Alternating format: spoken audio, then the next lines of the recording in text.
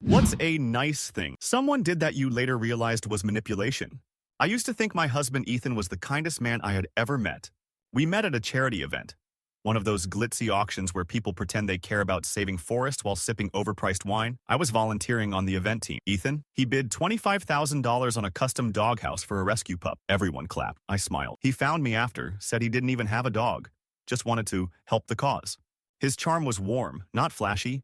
He didn't talk over. He noticed little things. Brought me chamomile tea when I said I was stressed. Lent me his hoodie when I got cold at outdoor fundraisers. He remembered my boss's name the second time we spoke. People loved him. I loved him. 6 months later, we were engaged. A year after that, married. And now, 2 years into our divorce proceedings, I lie awake at night replaying the kindnesses that quietly twisted my world into something unrecognizable. It started small. When we first moved in together, Ethan insisted I shouldn't pay rent. He owned the condo, said, "You already do so much. You work, you organize our stuff, you take care of people. Let me take care of you." It felt generous, modern but romantic. Then he said, "You're wasting your talent at that nonprofit. You should focus on freelance graphic design. You'd have more freedom." He even paid for my new MacBook, set up a workspace for me at home. Now you can do what you love without burnout. At first, it felt like empowerment. Later, I realized it was isolation. My days became slower. I stopped meeting coworkers. My income dropped. He praised it all. Told friends I was so fulfilled now. When I said I missed the office, he'd kiss my hand and say, "You don't miss that drama, do you?" Then came the favor bank. Every act of kindness turned into a silent debt.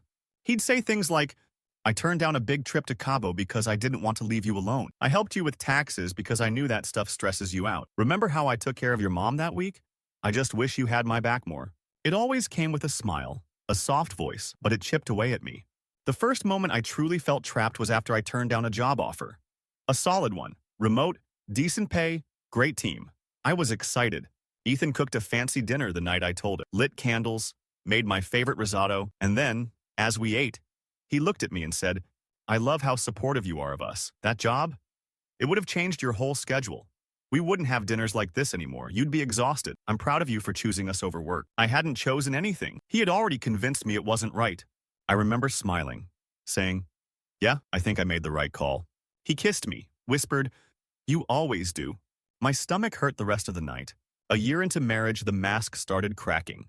One night, I got a DM from a woman named Elise. She said she'd seen Ethan at a bar, her bar. She worked there. He'd told her he was separated, bought her drinks, gave her his number. She didn't know if he was lying, but had a feeling something was off. I confronted him. He was calm, almost hurt. "You think I'd do that?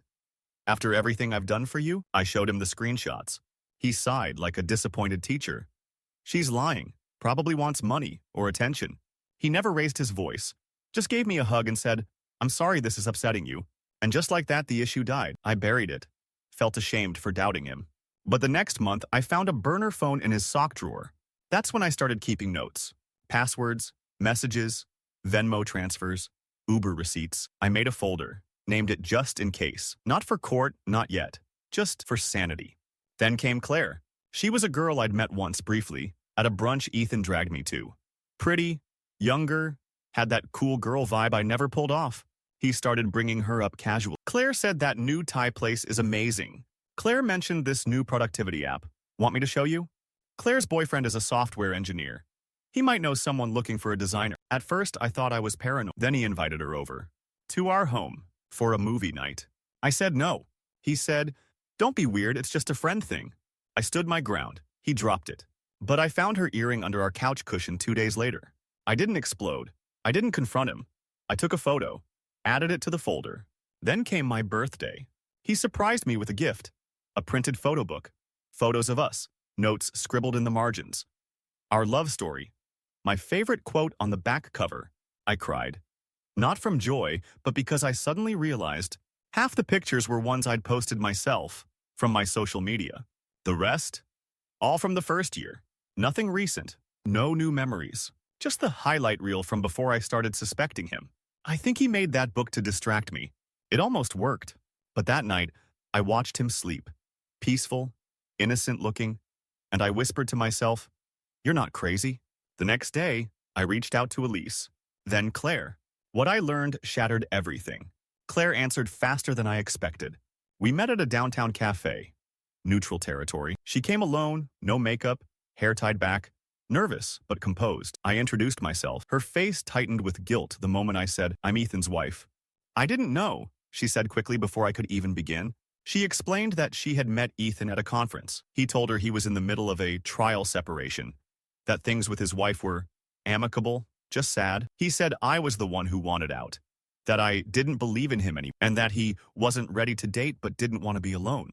Claire looked down at her coffee. "I didn't sleep with him. I swear. We kissed once." I pulled back. "He made me feel like I was saving him." That line stuck with me. Saving him. That's exactly what he did. He made you want to rescue him. He weaponized vulnerability. Elise, the bartender, gave me more. She sent me screenshots. Texts from a number that matched the burner phone I'd found. Flirty, reckless stuff. References to bars he said he was too tired to go to with me. He told her she was refreshing because she wasn't always anxious and critical like my ex. He was referring to me, his current wife, as his ex. But the worst part? One of the messages read, "If you ever meet her, she'll play the victim. Don't fall for it. She's sweet in public but vindictive when things don't go her way." Classic gaslighter. He was preemptively discrediting me, making sure that if I ever reached out, I'd already be the villain. That's when something clicked.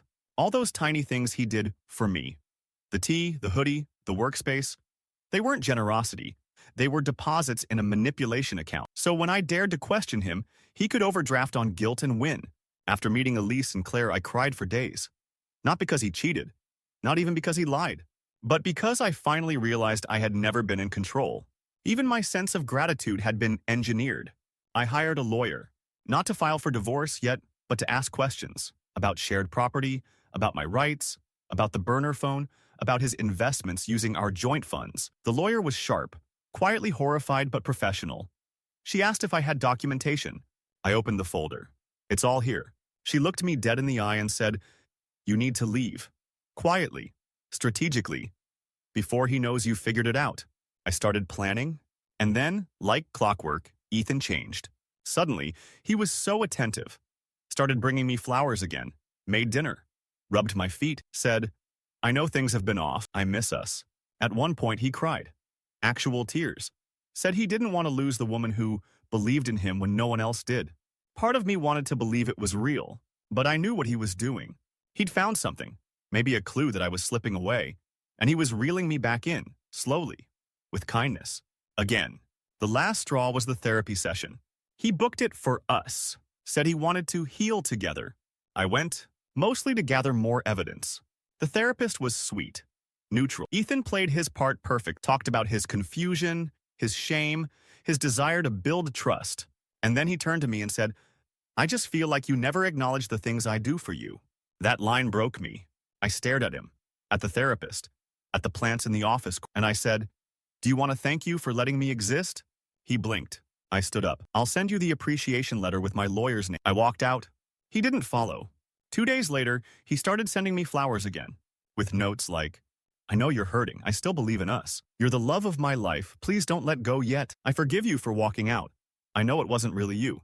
He forgave me for leaving him. That night, I packed a suitcase and left.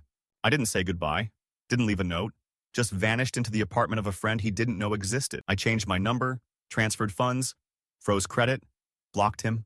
But he found me, not in person.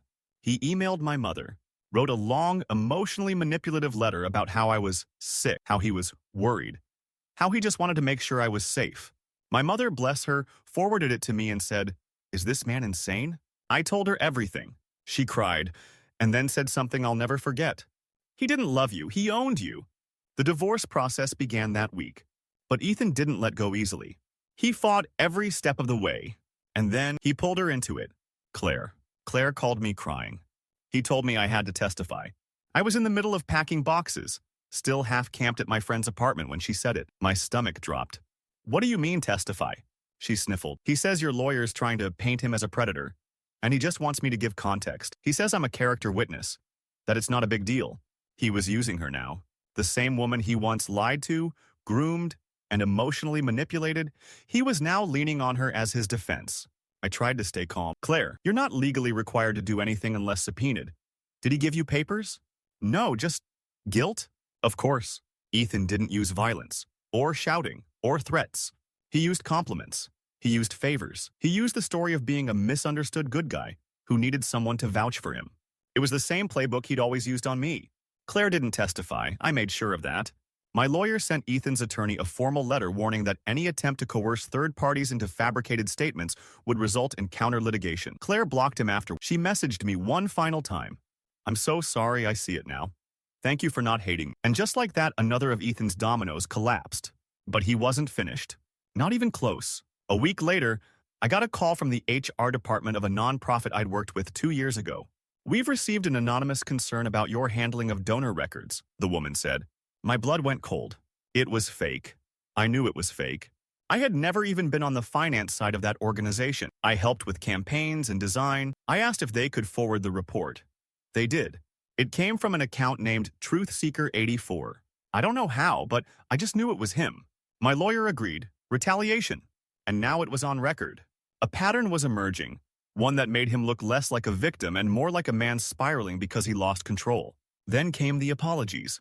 I got a handwritten letter in the mail, not from Ethan, but from his sister, Ava. We'd always gotten along, casually, nothing deep, but her letter was a shock.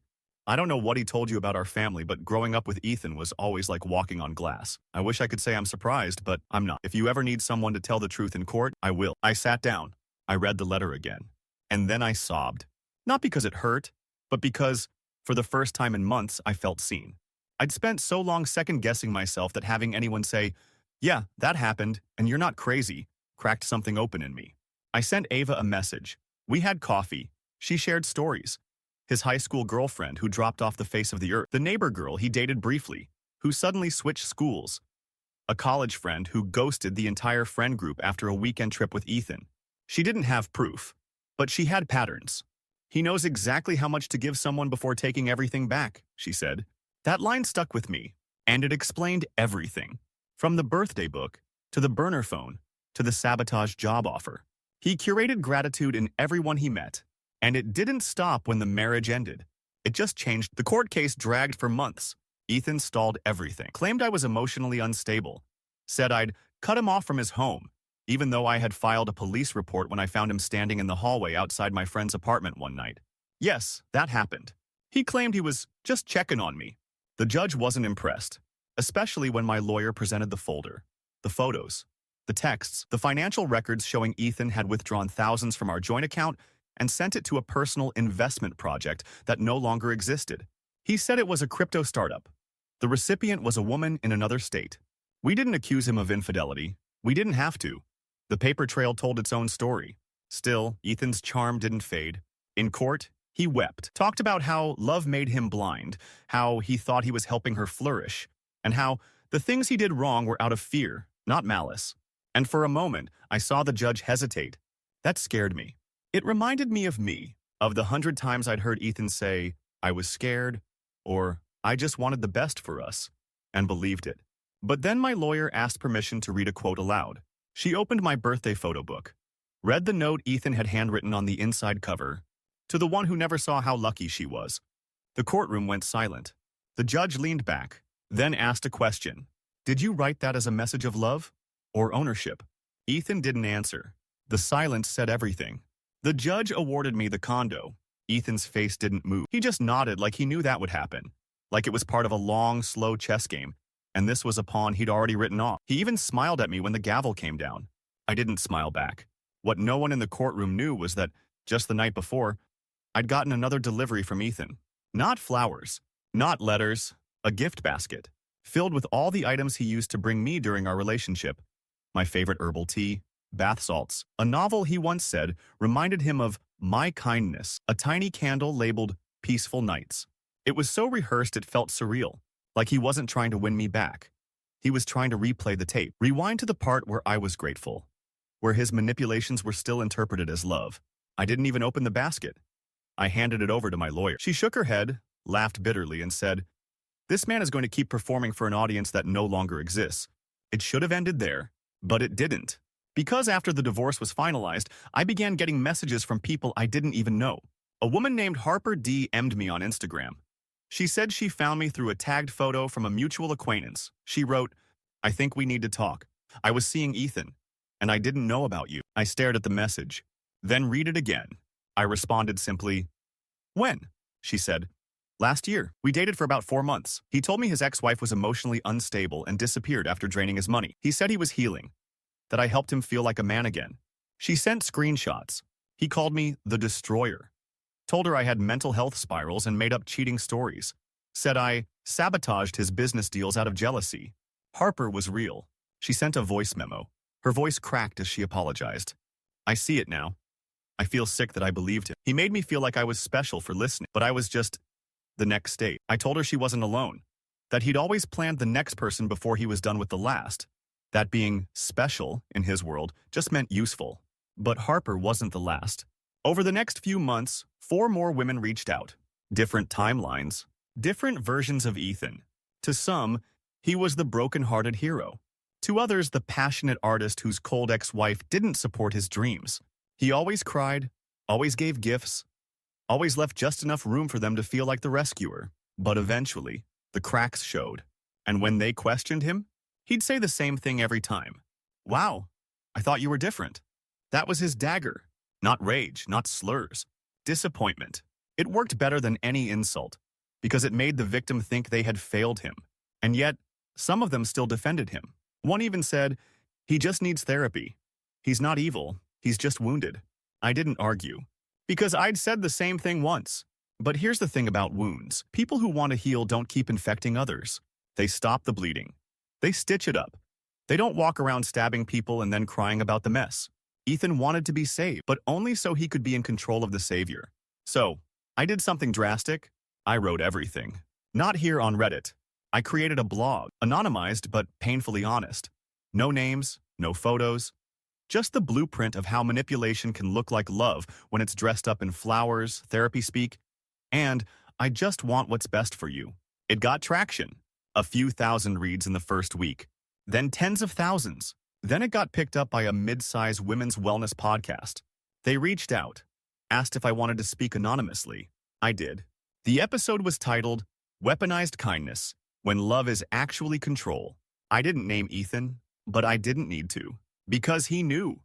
2 days after the episode aired, I got one final message, a new email address. No name, just a line that read, "You made me into a villain, but I was your home." That was the last contact I ever had with him. But sometimes, late at night, I still hear that line in my head. "You made me into a villain." As if he wasn't one until I noticed. As if exposure, not behavior, was the crime. The truth? He was never my home. He was the storm I mistook for shelter. It's strange how long it takes for your body to believe the threat is gone. Months after the divorce, after the podcast, after all contact had ceased, I still flinched when I heard my phone buzz. I still scanned crowds for his face. I still practiced fake smiles in case I ran into someone who knew both of us. Healing wasn't a straight line. It was jagged, uneven. A staircase built by a drunk architect. But something shifted when I started hearing other stories. Not just from his exes, but from strangers. Women who had never met Ethan, who didn't know me. They'd just read the blog or heard the podcast and said things like, "I thought I was the only one." He didn't scream. He never hit me, but I still felt scared. He gave me everything, and then took it all away. One woman shared a story about a boyfriend who cooked dinner every night and told her, "You don't need friends. You have me." Another said her fiancé would wake her with breakfast in bed and then guilt her for not being grateful enough when she cried about losing her job. The same blueprint, different names. It wasn't just Ethan, it was a pattern. And for the first time, I allowed myself to detach. He wasn't special. He wasn't a genius manipulator. He was just a man who learned how to twist generosity into a leash, and I had finally unclipped myself. Still, one last chapter remained, because I had kept one thing, the photo book, that damn gift he gave me on my birthday, the one filled with curated moments, filtered through the lens of control. I couldn't bring myself to burn it. Not yet. It sat in a drawer for nearly a year, until I went home to visit my parents. My mom pulled out an old album, Polaroids from when I was a kid. One photo caught my eye. It was me, about 6 years old, sitting in the backyard, holding a tiny clay pot I had painted with crooked stars. I looked proud. Sunburn, grit in my teeth from eating watermelon straight off the rind. My mom smiled. "You used to say you were going to be an artist and build a house made of stars." And I said, "Yeah, I used to believe I'd make something beautiful and no one could take it from me." And then I knew. That photo book? It didn't represent my life. It represented his version of my life. The version where I was only valuable when I was small, sweet, grateful. So I took it outside, sat on my parents' porch, lit a match, watched the pages curl and flame. His handwriting melted, our smiles turned to ash. It felt good, better than I expected. When I told Claire what I'd done, she sent back a single emoji. Fire. It wasn't revenge. It was release. 6 months later, I ran into someone who used to know us as a couple. Her name was Lila, and she worked with Ethan on a community project once. She pulled me aside at a bookstore. I heard things. Are you okay? It wasn't nosy. It was genuine. I nodded. She hesitated, then said, he used to talk about you like you were fragile, like you'd fall apart without him. I always wondered, who benefits from telling that story? I didn't know what to say. She wasn't accusing me. She wasn't praising me. She was just acknowledging something I hadn't heard out loud before. Even kindness can be a weapon when it's rooted in control. Later that night, I thought about the beginning, that charity event, the custom doghouse, his big smile, the way he found me in the crowd like I was some puzzle piece he'd been missing. I realized it had never been about me. It was about how I made him look. I was an accessory, a story enhancer, a reflection of his good guy persona. When I stopped reflecting that image, I became disposable. Or worse, dangerous. Because nothing terrifies a manipulator more than the person they used to control learning how to narrate their own story. And that's what I was doing now. Writing, living, healing, and sometimes laughing about it. Because there is something absurd about the whole thing. About how someone can gift wrap a prison and convince you it's a penthouse. I tell people now, he didn't trap me with abuse. He trapped me with niceness. And that's what made it so hard to see. And they nod. Some laugh. Some cry. But all of them, understand. Because that's the thing about manipulation that wears kindness as a mask. It doesn't scream. It whispers. It comforts. It tells you you're lucky. And when it's gone, you don't miss the person. You miss the version of yourself that believed in it. It's been over a year since the divorce was finalized. 2 years since I left Ethan in that therapist's office, and somehow it still feels like I'm waking up from a dream that almost rewrote my entire personality. Not a nightmare, because nightmares you can wake up from and say, that wasn't real. This was worse, because it was real.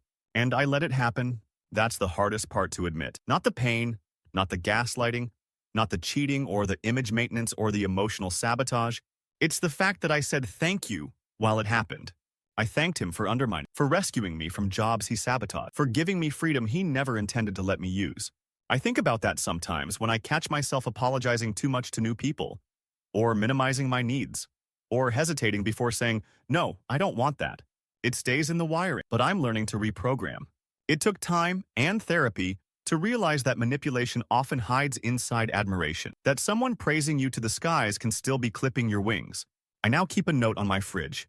It says, kindness that asks for your silence isn't kindness. It's currency. I read it every morning, especially when I'm dating again. Yes, I started dating. Slowly. I kept my guard up at first. I interrogated every compliment. I braced myself for the shoe to drop, for the guilt trip waiting behind the generosity. But one night, over a quiet dinner with someone new, a man who hadn't yet said anything grand or impressive, I told him about Ethan. Not everything, just enough.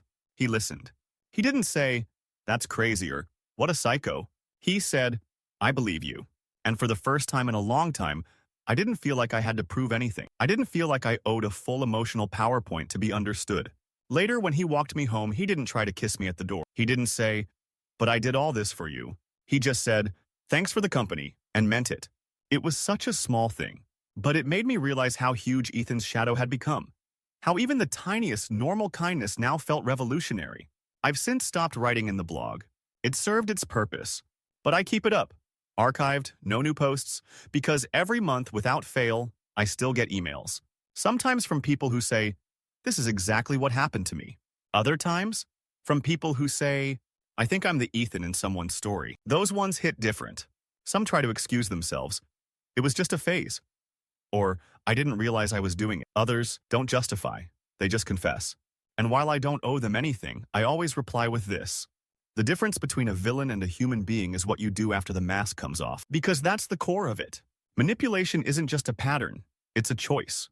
And when someone realizes they've done harm, they either double down or they dismantle the machine. I don't know what Ethan's doing now. I don't want to know. I blocked every number, every email, and told every mutual acquaintance to never mention his name. Some think that's hard, others call it immature. But here's the truth. He had every chance to be kind without an agenda. He chose the performance, the applause, the illusion of love over the labor of it. So I chose myself, and I've kept choosing myself every day since. Sometimes people ask, do you still believe in love after all that? And I say, of course I do, because love isn't what hurt me. Love never asked me to shrink. Love never put my gratitude on a scoreboard. Love never said, you owe me your silence for my support. That wasn't love. That was theater, and I'm no longer interested in being anyone's prop. So yes, I believe in love. But now, I make damn sure it believes in me too.